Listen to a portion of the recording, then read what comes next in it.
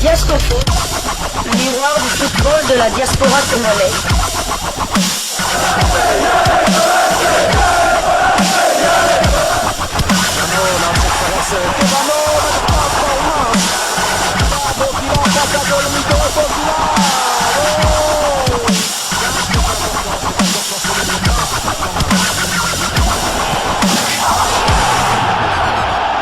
Diasco Foot, le miroir du football de la diaspora congolaise.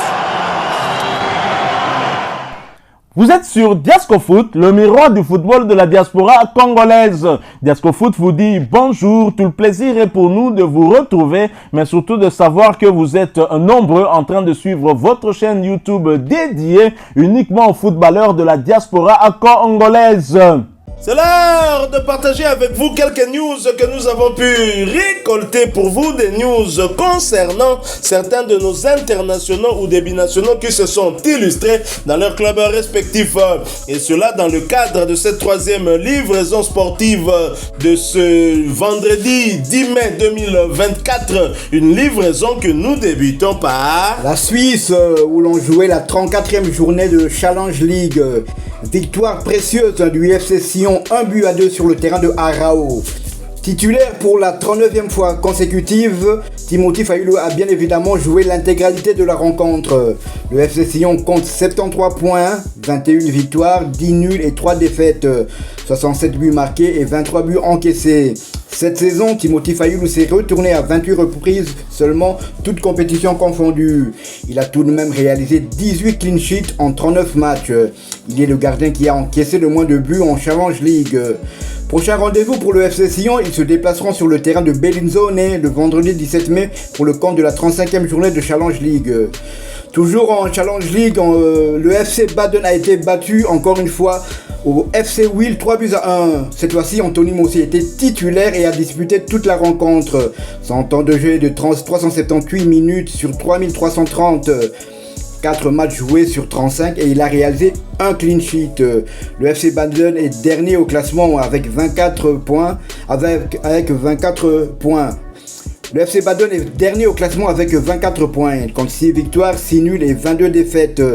27 buts marqués et 78 buts encaissés.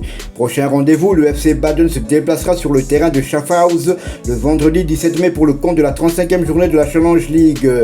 A noter que le FC Baden est mathématiquement relégué en 3e division suisse. Anthony Mossi qui retrouve du temps de jeu, mais dommage, son équipe est reléguée, bien triste. On n'est pas prêt de le revoir en sélection de la République démocratique du Congo. Nous quittons la Suisse, nous allons cette fois du côté de l'Italie, en demi-finale retour de la Ligue Europa. Pas de finale pour le demi-dieu congolais Chancel Mbemba Mangulu et l'Olympique de Marseille. Les Marseillais se sont lourdement inclinés devant l'Atalanta Bergame sur le score sans appel de 3-0 hier, jeudi 9 mai 2024 au G8 Stadium de Bergame. Et cela en match comptant pour la demi-finale retour de la Ligue Europa. Après ce résultat, le score cumulé de 4-1 pour les Italiens. L'Atalanta Bergame se qualifie donc pour la finale de l'Europa League saison 2023-2024. Dominateur dans le jeu, surtout en deuxième période, l'Atalanta Bergame s'est procuré plusieurs occasions franches et en a concrétisé 3 au dernier coup de sifflet final face à une équipe marseillaise un peu dépassée et qui malheureusement ne s'était pas montrée réaliste, notamment sur l'occasion de Ndiaye qui n'a malheureusement pas cadré son lob qui aurait pu permettre à Marseille de revenir au score. Cela aurait en tout cas été un autre match. Signalons que le capitaine des Léopards de la RDC Chancel Mbemba Mangulu était bien évidemment titulaire, mais il a été remplacé à la 59e minute de jeu. Il faut dire qu'au moment où on le remplace, le score était de 2-0. Il s'agissait de sa deuxième titularisation consécutive. Chancel Mbemba a profité de ces 59 minutes pour porter à 3339 minutes son temps de jeu sur les 4199 minutes possibles. L'intention congolais a participé à 37 des 43 matchs avec son club avec à la clé 6 buts inscrits et 2 passes décisives. délivré. Avec cette large victoire de 3 buts à rien à domicile, le club italien se qualifie pour la toute première fois de son histoire dans une compétition interclub de l'UEFA et va donc affronter en finale les invincibles allemands de Bayer Leverkusen, champion d'Allemagne 2023-2024. En effet, dans l'autre affiche, le Bayer Leverkusen et l'AS Rome se sont neutralisés. Score final 2 buts partout. Les Romains menaient au score 0 but contre 2 et à un moment, on a même cru à la première défaite des Allemands. Mais non, ils ont encore une fois su renverser la vapeur en égalisant à 2 buts partout. 4 buts à 2 sera le score cumulé. Et les hommes de Xabi Alonso établissent un nouveau record absolu de 49 rencontres sans défaite, toutes compétitions confondues. Comme pour Cédric Bakambu en 2017 avec Villarreal et Arthur Maswako en 2022 avec West Ham, Chancel Mbemba Mangolo avec l'Olympique de Marseille ne verra pas la finale de la Ligue Europa cette saison et ne deviendra donc pas le tout premier international congolais à réaliser cet exploit. C'est bien dommage.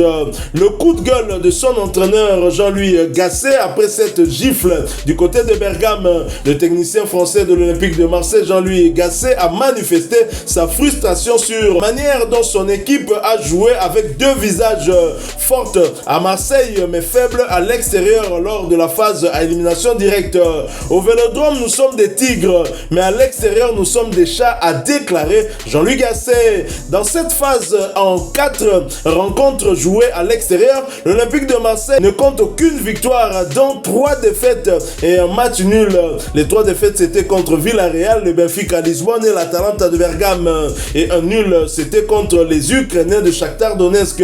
Et en 4 confrontations à domicile également, l'Olympique de Marseille n'a perdu aucune rencontre, comptant 3 victoires face aux Ukrainiens du Shakhtar Donetsk, aux Espagnols de Villarreal et aux Portugais de Benfica. Un match nul contre l'Atalanta. En termes de pourcentage, on peut dire qu'à domicile, l'Olympique de Marseille a obtenu 75% de victoires, 25% de nuls, 0% de défaites. À l'extérieur, c'est vraiment l'inverse.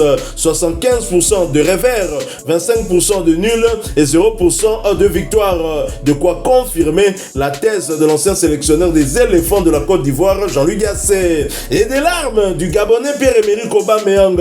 Cette élimination a fait du mal au peuple marseillais, mais aussi et surtout à son meilleur joueur, le Gabonais de 35 ans, Pierre-Emerick Aubameyang, qui a fondu en larmes à la fin du match. Cette saison en Europa League, il a pourtant inscrit 10 buts et a délivré 3 passes décisives, et cela en 14 matchs.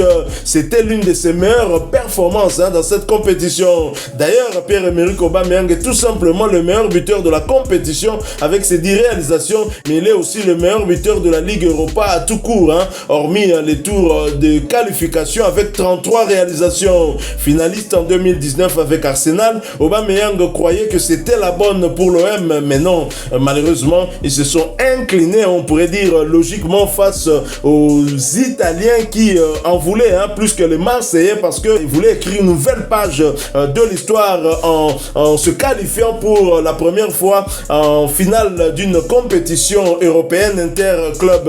Courage champion. Et prochain rendez-vous pour l'Olympique de Marseille, ce sera en Ligue 1, cela pour le compte de la 32e journée et la réception du FC Lorient d'un autre international congolais, Gédéon Kaloulou. Ce match est prévu pour le dimanche 12 mai 2024 sous le coup de 20h heure de Kinshasa, 21h heure de Goma, à l'est de la République démocratique du Congo. Voilà qui met fin à cette 3e livraison sportive de ce vendredi 10 mai 2024. Si vous l'avez aimé, laissez-nous un maximum de j'aime. Merci de partager avec nous votre point de vue en commentaire.